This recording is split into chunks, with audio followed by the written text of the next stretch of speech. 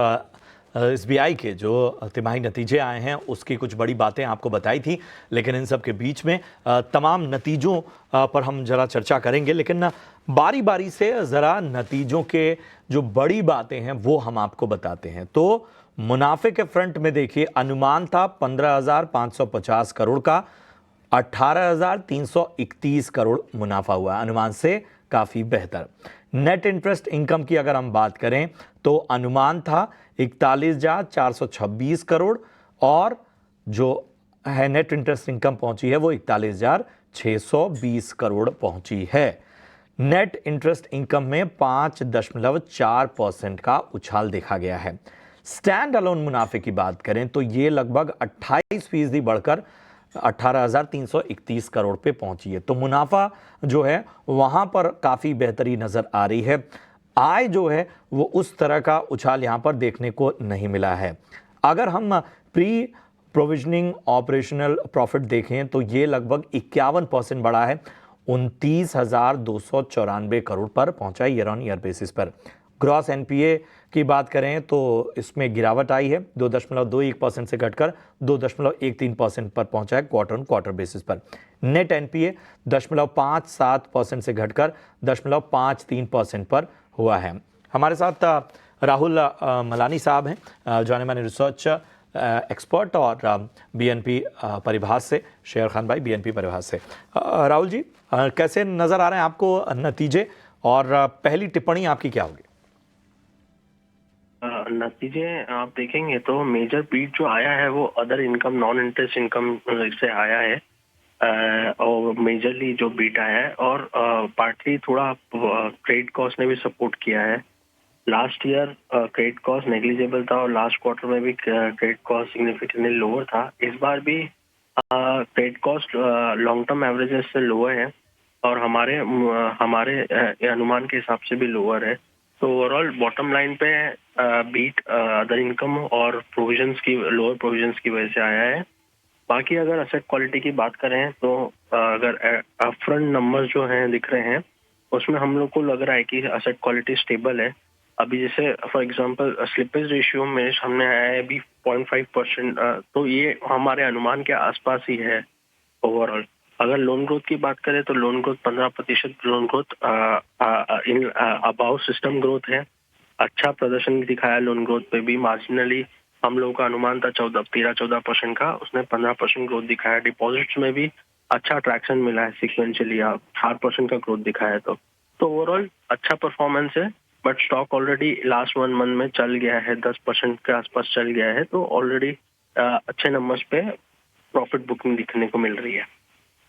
राहुल जी, इन पूरे नंबर्स को अगर हम देखें, आपने मेरे एक सवाल का जवाब दे दिया कि भाई आखिर इस गिरावट की वजह क्या है, क्यों नहीं इम्पैक्ट नज़र आ रहा है फिलहाल स्टॉक पे इन नतीजों।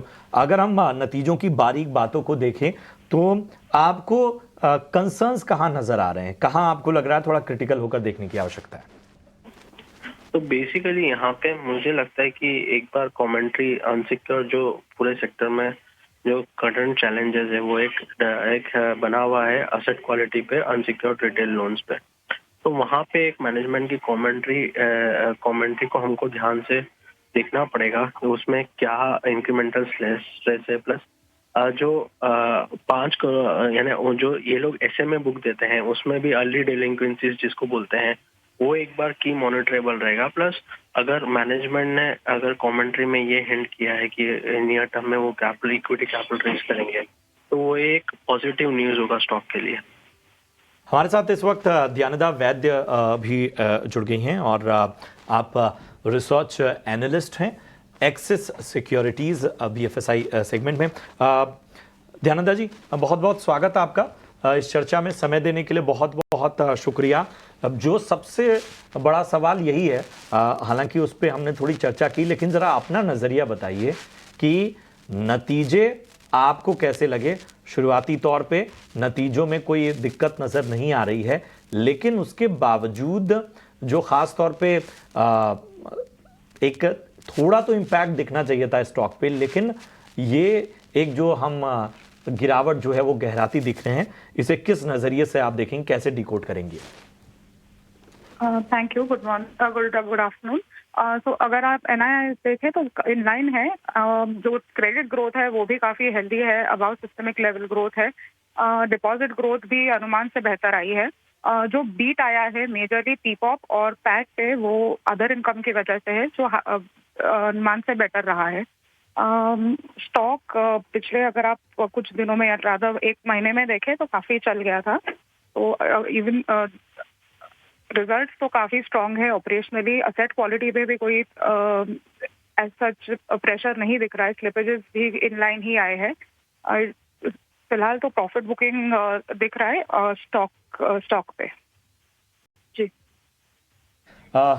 ध्यानादा जी, जो ख़ास तौर पे अगर हम पूरे पीएसयू बास्केट को देखें और उसमें भी अग्रणी बैंक है एसबीआई, तो अब किस तरह का नज़रिया, अब चूंकि नतीजों के बाद एक नए तरीके से इवेल्युएट करने की आवश्यकता होती है, तो किस नज़रिए से आगे बढ़ना चाहिए?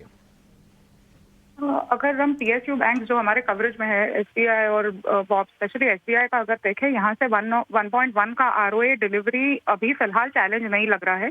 H2 में जाके हम थोड़ा रिस्पाइट ऑन एम्प्लॉय कॉस्ट अगर देख पाए तो वो आरओए कंटिन्यू रह सकता है एट 1% या उसके थोड़े 1 to 1.1 के रेंज में। तो हमें लग रहा है कि स्टॉक हम पॉजिटिव है एसबीआई पे, और वो हमारा टॉप पिक रहता है इन द पीएसयू बास्केट। बिल्कुल, शुक्रिया दयानंद जी और राहुल जी एसबीआई पर अपनी राय बताने के लिए और इतने विस्तार से पूरी रिसर्च बताने के लिए। तो चलिए जतिन जी, आपके पास वापस आना चाहूँगा। ज़रा ये स्टॉक देखिए, इन्फो एज का चार्ट आप निकालिए और 100 डे में एक बार लगा के रखिए। तब तक मैं थोड़े फंडामेंटल्स नंबर देख लेता हूँ इसके। ये स्टॉक देखिए, इन्फो एज का चार्ट आप निकालिए और 100 डे में एक बार लगा के रखिए। तब तक मैं थोड़े फंडामेंटल्स नंबर देख लेता हूँ इसके। इन्फो एज का अगर यहाँ पे हम रेवेन्यू देखें तो कुछ 3.6% से बढ़ता हुआ नज़र आया है। मुनाफा देखें तो 90% से घटता हुआ नज़र आया है। अब अगर चार्ट पे आ जाए तो स्टॉक में आज थोड़ी सी गिरावट नज़र आ रही है। हालांकि इतनी बड़ी गिरावट नहीं, सिर्फ 2.5% की गिरावट ही है। लेकिन अगर ये 100 डीएमए को देखें तो पिछले कुछ एक साल से, शायद से ऑलमोस्ट 7-8 महीने से हम देख रहे हैं काफ़ी अच्छा सपोर्ट लेके बाउंस देता हुआ नज़र आ रहा है। यहाँ पे अगर हम देख ले, इस साल के मिड मार्च में वहाँ से काफ़ी एक अच्छा बाउंस दिया था। बाद में जून महीने में एक डिप दिया था, वहाँ से काफ़ी अच्छा बाउंस दिया था। अब 4-5 दिन पहले ही वहाँ पर ही लो बनाया था और वहाँ से खरीदारी होता हुआ नज़र आया था 100 डीएमए से। तो क्या यहाँ पर थोड़े खरीदारी के मौके कुछ नज़र आ सकते हैं? अगर आ सकते हैं तो साथ ही साथ एक स्टॉप लॉस भी बता दीजिए। डेफिनेटली आपका जो ऑब्जर्वेशन है बहुत ही सटीक ऑब्जर्वेशन है। जो पिछले आई थिंक लास्ट 6 से 7 महीनों में हमने देखा है कि जब भी ये स्टॉक अपने 100 डीए में मूविंग एवरेज के आसपास आता है तो वहां से एक बाइंग इंटरेस्ट देखने मिलता है। तो डेफिनेटली अगर जो मैं स्टॉप लॉस की बात करूं तो हमें लगता है कि जो 100 डीएमए का लेवल है अराउंड 7,420 के आसपास अभी एग्जैक्टली अगर जो मैं बताऊं तो हमें लगता है कि कहीं ना कहीं अगर जो 7,400 का एक स्टॉप लॉस, अगर जो कोई लॉन्ग ट्रेड लेता है तो 7,400 का स्टॉप लॉस एक लगा के लॉन्ग ट्रेड डेफिनेटली लिया जा सकता है। जो पुल बैक आया है वो अच्छा खासा पुल बैक आया है। मुझे लगता है कि ये ऊपर में 8,200 तक या 8,400 तक भी ये ऊपर में बाउंस कर सकता है।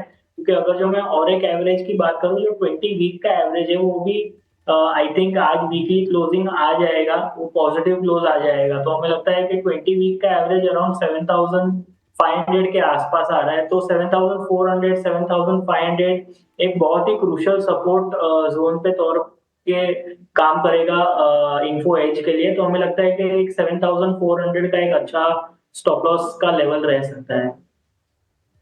बिल्कुल, यहाँ पे इन्फो एज पर अहम लेवल्स आपको दिए गए